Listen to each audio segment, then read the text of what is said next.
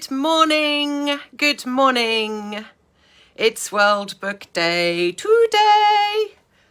Hello, hello, hello. Ooh, I can tag friends. Shall I tag some friends? I know Kylie's going to be tagging to group, so I'm going to be tagging some friends to see if people can see me because I'm going live. Oh yeah. On my profile. Not my page, as I keep calling it, profile. So if you're here, come and say hello. I'd love to see you. Come and say hello. Come and say hello. Anyway, I've tagged a whole load of people. I'm hoping people will come and see me. So hello. It's World Book Day today. And the magic, wonderful lady that is Kylie Dixon has really cleverly put together 9 of us to talk about our authory journeys. Some of us are still on them. Some of us have done it. Some of us are on book 2. Some of us are on book 3. And I'm just going to come in today and share a little bit about my part in this whole process. How to start if you're wanting to write a book, what to do, where to go, and some tips, basically. So today we've heard already from the magical, lovely lady that is Kylie Dixon, which is wonderful. Good morning, Sarah, of Chicken Fame. Sarah is Chicken Fame. There's one of her chickens up there. And I might even write a book about the chickens. I've spoken to Laura about this, so we'll see. Good morning, Angela. Have you seen I'm wearing the lovely I Am an Author hoodie, which Angela helps me produce on my merch. This isn't a plug post, I promise. I'm not going to be talking about that. But anyway, so books. It's World Book Day. It's the 25th anniversary. And books really do make a difference in people's lives. They do. Kylie is spreading the word with her stuff, which is amazing. Laura is spreading the word with her Be More Seth. Jodie is spreading the word with education with her books. And everybody who writes a book will have an impact, will have a impact on somebody. And it's really important that we teach our children to love books.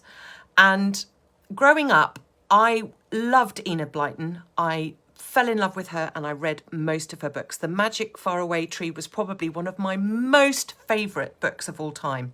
Apparently, if you read it right now, it's a bit wacky, but I haven't read it for a long time. And I love Mallory Towers as well.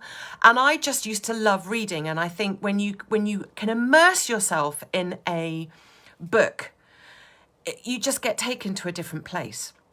And I never, ever thought when I was doing English at school, I was rubbish at English, couldn't spell for toffee. And actually it's really weird to think that I help people publish books because I couldn't spell. I can't spell. I'm useless at spelling, which is why we have wonderful people like Alexa Tewksbury, who is editor, and other editors that I use. But Alexa Tewksbury is part of this group that we're in today.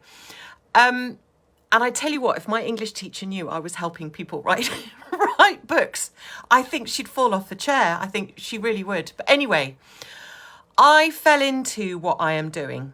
I never thought I would be helping people write books. I started out in the service industry.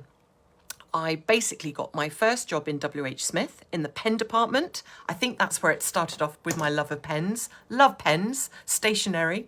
So I was in WH Smith in the pen department. Then I moved to Canada and went to college and then fell into the service industry. I went and worked for Starbucks. I love my coffee, and Starbucks was a fantastic place to learn all about it. And coffee features a big part of my journey because I always talk about coffee. I love coffee. And that's basically where my journey started in my industry. Then, and it was because of the reason I'm talking about Starbucks is like, aren't we supposed to be talking about books? I'll tell you why I'm talking about Starbucks. So, carried on with the service industry, did some restaurant work, came back to England, needed to find a job. Starbucks were just beginning to start up in the UK. So I went along to the one that was opening up in Ashford and said, look, I've got training from Canada in Starbucks. Are you looking for people, and she bit my hand off and said, come and work for me. So I did. I then managed to get management. Morning, Vicky. That's my cousin. My lovely cousin Vicky's here watching me in Cornwall.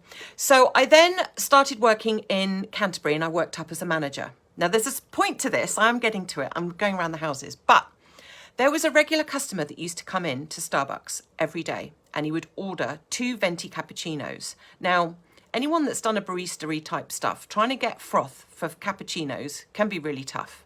Anyway, apparently I used to make the bestest cappuccinos ever. And this guy came in, as I said, every day for about 6 months, 7 months. And then he asked if I wanted to go and work for him. I was like, what? And he was in the publishing industry. And I was like, okay, interesting. And basically he poached me from Starbucks, and I went and worked for him. His name was Paul. God, I can't remember his name. Paul. That's awful. Anyway, his name was Paul. And he basically helped business owners to become really good in their industry and with their marketing. And one of the ways he told his clients to get as expert status was to write a book to show off your expertise. And he would go to seminars and tell people this is what they needed to do. So one seminar, a chap came back and said, I've written a book like you told me to. And he held up this book, and he'd published it in Word, and it looked awful. And Paul wasn't quite sure what to say, because he was just like, well, you've done what I've told you to do, but I saw a gap in the market. I was like, if Paul's telling his clients to write books, how about I come in and help people to do that, as in the typesetting? Because Paul had taught me some typesetting stuff, because he was writing all of these books, obviously, because he was doing what he was saying he was going to do, but didn't want to do the work himself, so he was teaching me. So I was just like, there's a gap in the market here. I can help business owners write books. So I went to Paul and I said to him, would you mind if I set up my own business while I'm still working for you? Because he really loved that kind of stuff. He loved people being their own entrepreneurs. And I can help your clients then write books, because you're not interested in teaching them how to do that. So he said, Lex, go for it. Go for it. So I did.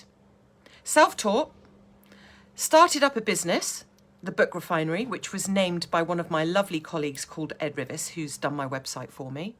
He came up with the name, the Book Refinery, and off I went and helped people write books for business.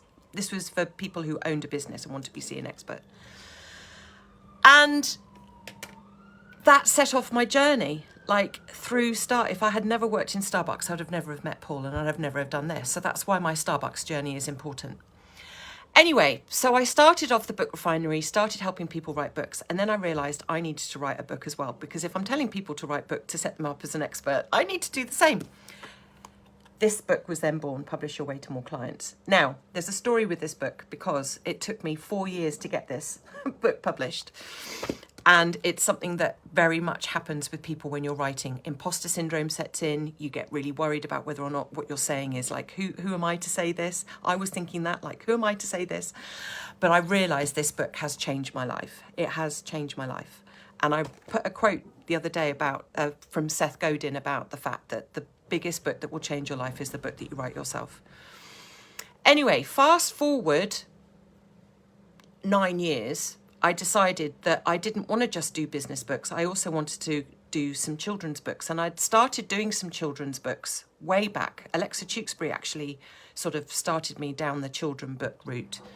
And I realised I really liked doing children's books because the creativity was so much more beautiful than business books, because business books can be quite dry. I still do business books now, but I'm also doing lots and lots of children's books as well.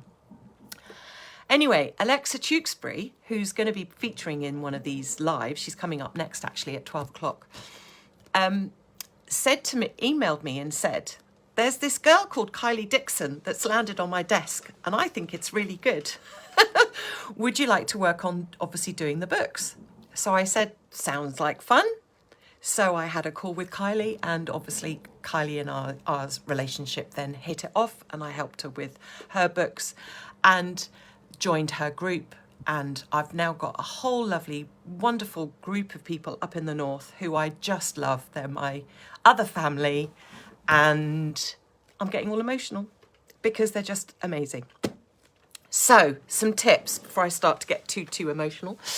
Tips about writing books, right? Because this is what this is all about. So, Lisa mentioned this, and this is really, really true with when you're writing a book or if you want to write a book. Play to your strengths. So, if you're a writer, don't worry about all of the typesetting and editing stuff. That's what professionals are there for. That's what we're here to help you with, okay? So don't worry about that. That's what we're good at. It really not frustrates me, but it makes me sad when people think they can do everything. And that's not the point of a writer. Writers need to know they just need to write. There are people out there who will help get their book out there. So play to your strengths. If you're a writer, write. If you can draw as well, like Jodie has, like Kylie has, they've illustrated their own books, which is amazing, right? Kylie has played to her strengths. She's also a natural writer, Kylie. You are a natural writer and you know that now. But you played to your strengths because you illustrated your book. Jodie's the same. She illustrated her book. And Jodie's books are amazing, as in they really help with children's emotions, etc. They're just incredible. Lisa and Mark. Mark is the Roundabout Rabbits book, amazing. And the story, I mean, just, Beatrix Potter, eat your friggin' heart out. Sorry, but it's so true. So really play to your strengths. If writing's the only thing that you can do the writing, let us help or get people to help. Next point is get help. So we're not the only ones I'm not the only typesetter in the world. There are hundreds of typesetters out there. Obviously, I love doing what I do. I'm really getting specialised in children's books, and I'm really good at doing business books too. So make sure whoever you get knows what they're doing, okay? That's number 2. Don't get your web designer to design your book, because web design and book design, 2 different things. And I've had to rescue many books that have been designed by web designers. Trust me. PowerPoint? Don't think so. Anyway, surround yourself with positive people. I cannot stress this enough. Find your tribe. Seriously. I thought I had a tribe back about 4 years ago, and I realised they weren't, because they didn't have my back. And I've found my tribe now, and they have my back. And I don't want to get emotional. But find your tribe. I'm going to do some reading because I'm getting too emotional about this. I'm going to read from my book. How about that? So the first part I'm going to read, it's nothing going to be like, it's not a storybook. This is quite like publish your way to more clients. It's quite businessy, okay? So just, if you're writing a children's book, just try and imagine, and I'm actually going to do a little bit I'm going to read a little bit from this too. So, okay. So, but this can be taken, what I'm going to read you now can be taken for all sorts. Okay. So chapter 2, debunking the myth of how hard it is to write a book. So, nothing brings you expert status. Oh, I've got a post-it note right over this. Faster than being an author of a book. I made that quote up, but it's true. Now, expert status, I'm talking business terms, but also, like for Kylie, for instance, her illustrating her book has set her up as an illustrator now for other people. So, she's proved that that's what she can do. So, nothing positions you more than a book, and it's true. Look at now what is going on with all the authors that we've got in this group in terms of they're going and talking at schools, and it's because they're an author, right? Without doubt, writing a book and getting it published propels the reader's perception that you really know what you're talking about. It's true. It reinforces the reader's belief that if you can write over 64 pages, and I'm talking about business book, obviously for children's book it's a lot less than that, and get it into print, then you must have a passion and in-depth knowledge of the subject that you have written about. It's very true. It's one of those magical things. I was using this language before I met you, Kylie. It was one of those magical things. As soon as someone sees your name in print, your expert status automatically jumps up several notches. And it's true. And you can say that if you're an author of a children's book as well. Writing a book increases your credibility and enhances all aspects of your marketing strategies. From networking to public speaking. This is not a secret. It's simply a tactic that most people are unsure of how to implement. And this is something I can obviously help with. Somehow, publishing is seen as a complicated process when all it means is writing, printing and distribution, and that's it. And I think, Kylie, you've realised that now, because you came to me going, I don't know anything about publishing, but that's really all it is. So having established that becoming an author will make you stand out from the crowd, what about the writing process? Surely I need to write well to publish a book. Well, that can be answered with a yes and no. Yes, it's important to be able to write a coherent sentence. That does help. No one is going to read a book that is either badly written or doesn't make any sense. But you don't have to be Shakespeare to write a book. It's very true. You don't. That's why you hire wonderful people like Alexa Tewksbury, who are editors, who help. So that's excerpt number 1.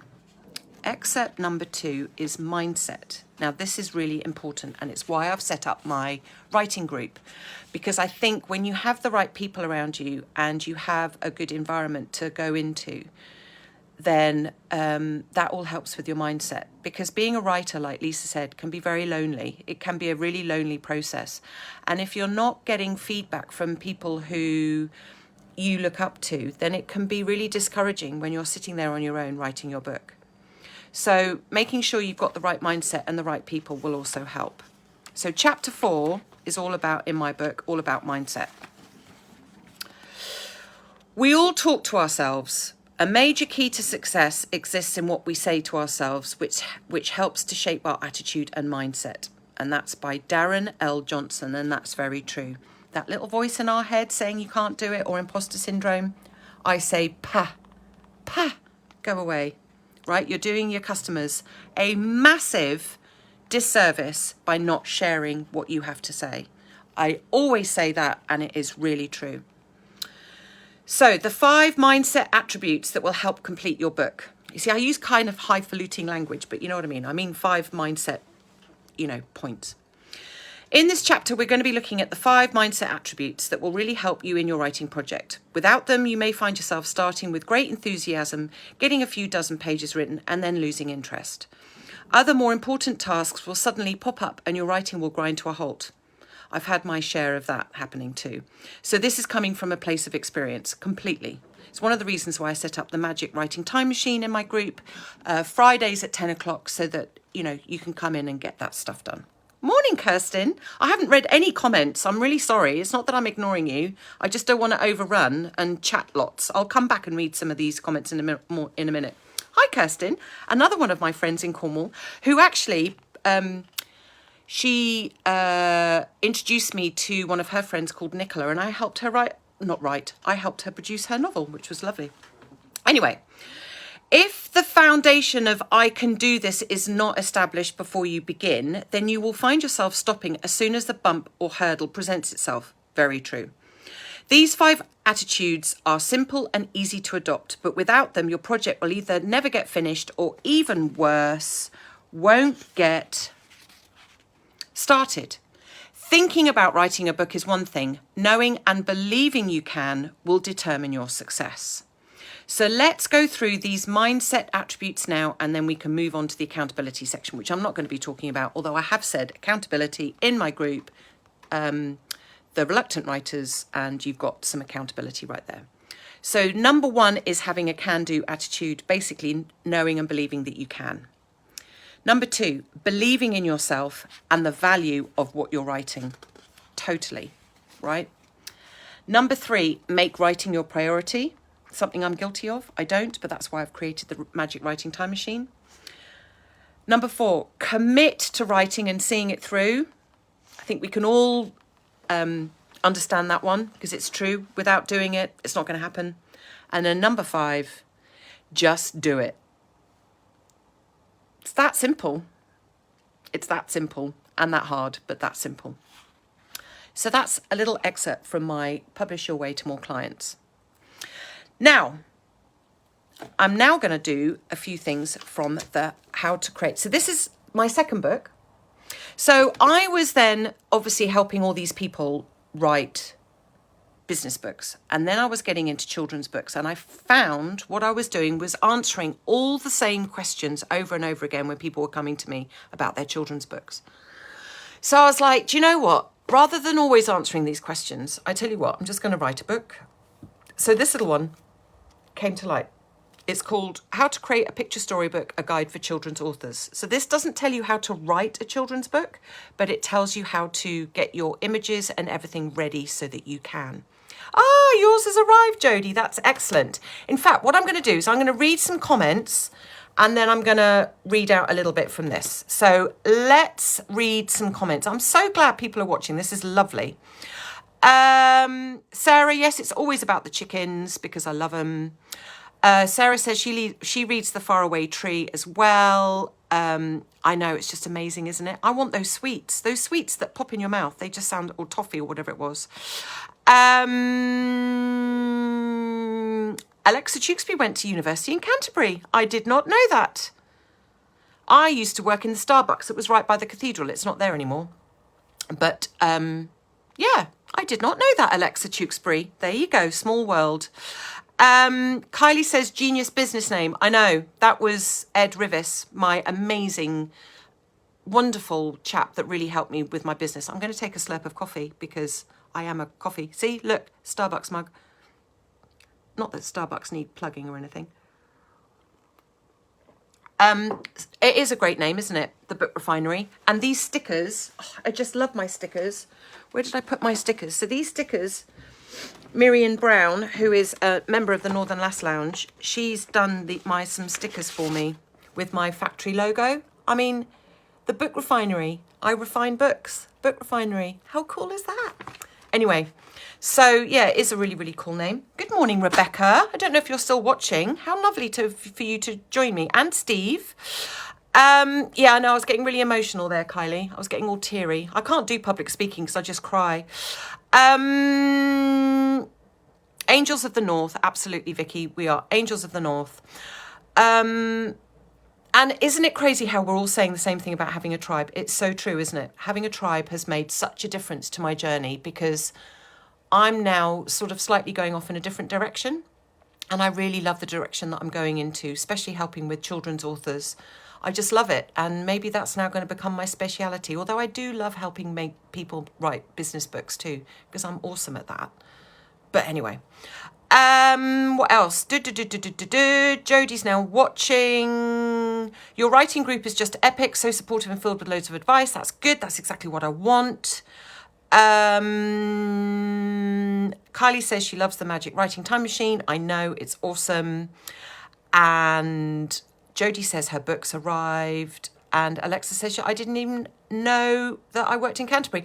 Your mushy mugs need plugging. All right, Kylie, look, you've got enough of your merch here. Where's your, look, your mushy mug's right there. And you've got all your mushy paintings up there. Okay, right. So book number 2.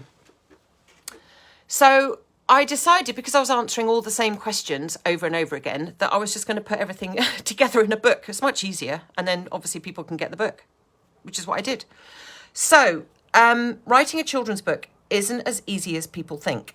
And I don't mean to say this to put people off, but you need to know quite a lot of stuff before you start. And I think that if you know this, which is what this book tells you, then you'll have a much clearer understanding when you're getting together the editors and you're getting together illustrators. It's really important that you know a little bit about the process, because if you don't, then when you come against bumps in the you know, in your writing journey, you're then going to understand what those are. And then also you can make sure that the people that you hire know what they're talking about. Because at the moment we're seeming to see a lot of rhyming books. And rhyming books are really hard to write, aren't they, Alexa? So it's really important that whoever comes to edit your book knows how to edit rhyming books. And Alexa Tewksbury, thank goodness, is one such person. So it's really important that you make sure that you surround yourself with the right people. Also, when it comes to getting your illustrations as well, you need to make sure that you have a basic understanding of how illustrations work, because you as an author will need to plan out your book, and planning's really important. So you need to make sure that you know what pictures you want in your book, where you want them to go, and how you want it to look. And they all come with a certain name. So you have isolated pictures, which are just the small one-offs. You have half pages, which go off half a page. And then you have full pages, which is all the way across. In fact, I'll show you an example of this with Laura's book, who's coming on next with Don't Be Silly. So an isolated picture is one that looks like this.